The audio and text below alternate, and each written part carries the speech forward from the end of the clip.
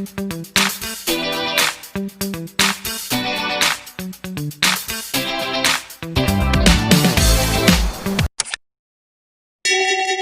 semuanya, selamat datang lagi di channel aku. Buat kalian yang baru pertama kali datang, terima kasih udah klik videonya.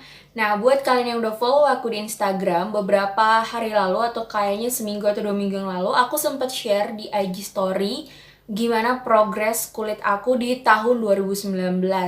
Itu aku share dari mulai bulan Januari sampai Desember. Dan beberapa teman di Instagram aku pengen tahu kira-kira tips dan rekomendasi produk yang aku pakai selama tahun 2019. Nah, sebenarnya aku bingung mau mulai dari mana karena lumayan banyak produk yang aku pakai dan masalah kulit aku tuh nggak cuma satu. Nah, aku jadi coba pilah-pilah. Aku mungkin akan taruh di 2 atau 3 video. Jadi ini akan menjadi sesi pertama atau episode pertama dari 2 atau 3 episode yang akan aku post di YouTube aku. Untuk episode yang pertama, sesuai judulnya di bawah, kali ini aku mau bahas tentang fungal acne. Nah, FYI, jadi masalah kulit aku itu sebenarnya nggak cuma fungal acne. Jadi ada 3 masalah utama di kulit aku waktu itu. Yang pertama adalah fungal acne, yang kedua kulit aku tuh belang, jadi hitam banget mukanya, beda sama leher. Terus yang ketiga udah pasti kusam lah ya, karena mukanya belang menghitam gitu, udah pasti banget kusam parah. Nah, untuk kali ini kita bahas dulu yang tentang fungal acne. Jadi di video ini aku akan jelasin apa itu fungal acne dan juga kasih beberapa tips dan rekomendasi produk untuk kalian. Oke, langsung ke pembahasannya. Mohon maaf kalau nanti aku sering lihat ke bawah karena aku sambil pakai laptop biar nggak ada misinformation. Jadi aku udah rangkum informasi-informasi yang dulu menjadi guidance buat aku dan aku pengen sampein ke kalian. Yang pertama, apa sih itu fungal acne? Sama nggak sih dengan beruntusan? Sama nggak sih dengan jerawat? Mungkin kalian masih ada yang bingung, karena aku pribadi pun bingung. Aku nggak tahu ternyata itu semua berbeda. Perbedaannya itu sebenarnya terletak di penyebabnya. Jadi kalau untuk fungal acne, itu disebabkan oleh jamur. Bedanya dengan beruntusan, kalau beruntusan itu disebabkan oleh infeksi bakteri. Walaupun secara visual mungkin kalian menganggap itu sama. Fungal acne atau yang dikenal dengan Malassezia folliculitis itu disebabkan oleh fungi atau jamur Pityrosporum ovale.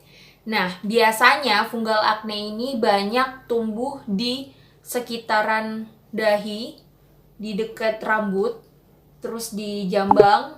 Pokoknya dia umumnya itu muncul di dekat-dekat rambut ya. Tapi kalau di aku tuh banyak sih, di jidat sampai ke bawah sini, bahkan juga ada sampai ke pipi. Dan gejalanya adalah benjolan merah, pustula, dan juga benjolannya itu terasa gatal. Nah, penting banget buat kita untuk peka dan tahu apa sebenarnya yang muncul di kulit kita. Kenapa aku bilang kayak gitu? Karena kalau kalian salah mengira itu fungal acne, kalian kira jerawat, dan kalian pakai produk skincare yang salah, itu akan memperburuk keadaan fungal acne kalian. Karena beberapa kandungan dalam skincare itu ada yang menjadi pemicu berkembang biaknya si jamur itu tadi. Jadi ibarat kalian pakai skincare untuk menyembuhkan muka kalian, untuk menyembuhkan jerawat kalian, tapi kalian nggak sadar ternyata kalian lagi ngasih makan itu jamur, jadi dia berkembang biak lebih cepat. Nah, beberapa kandungan yang nggak boleh kalian pakai adalah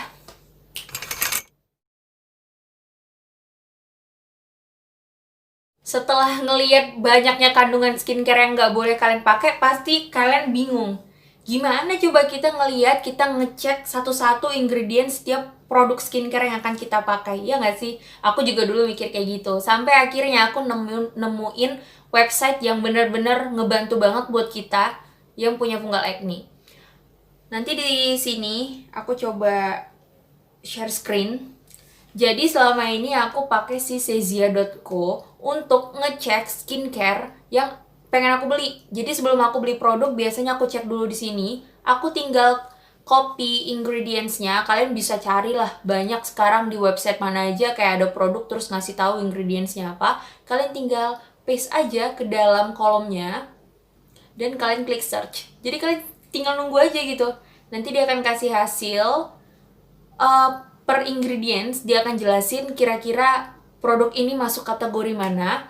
Dan kalau muncul di sana, itu berarti kandungan itu tuh nggak boleh kita pakai. Lalu selain menghindari produk skincare dengan kandungan yang tadi udah aku sebutkan, tips yang selanjutnya adalah please banget jaga kebersihan rambut kalian.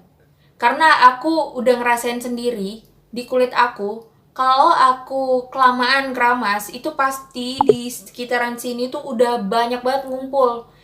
Jadi jujur aku pun belum sembuh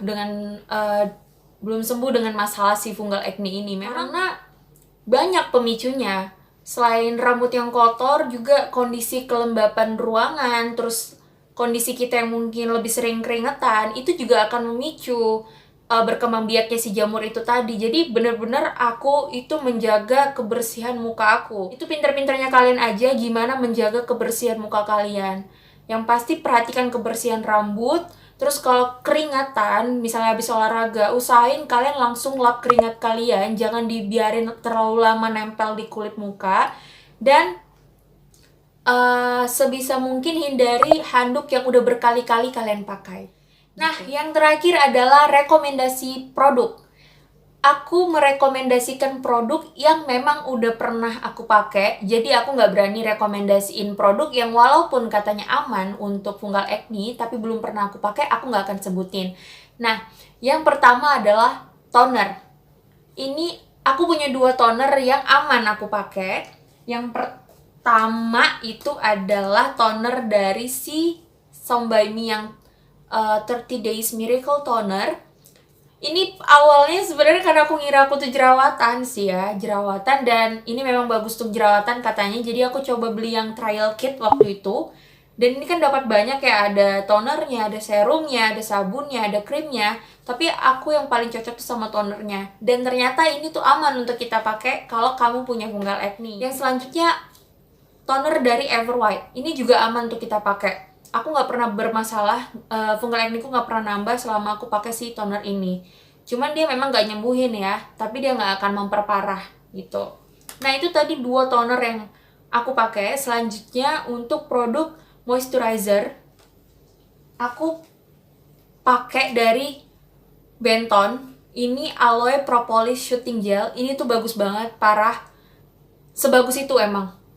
Ini tuh ngaruh banget juga di fungal acne. Jadi dia nggak hanya melembabkan, tapi menurut aku fungal acne ku tuh lama-lama sembuh pakai ini. Ini tuh bisa kalian beli di official store-nya di Shopee. Cuman ini tuh gampang banget habis. Waktu itu aja ini terakhir aku ikut PO 15 hari kalau nggak salah.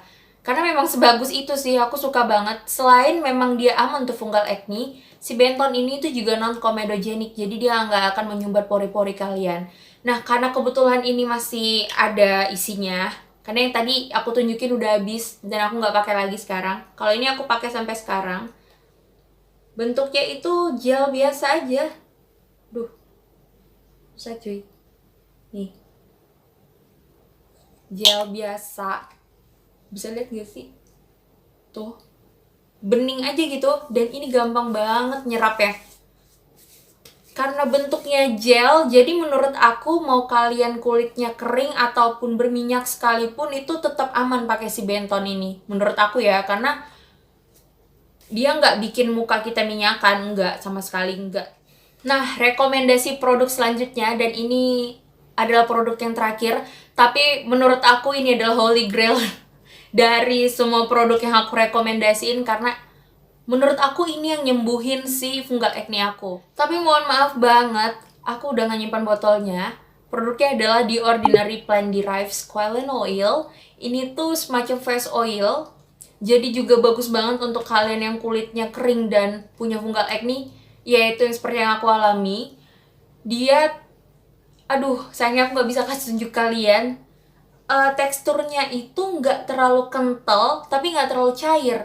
Dan nggak yang bikin lengket di muka, nggak sama sekali. Dan menurut aku ini adalah penyembuh si fungal acne aku.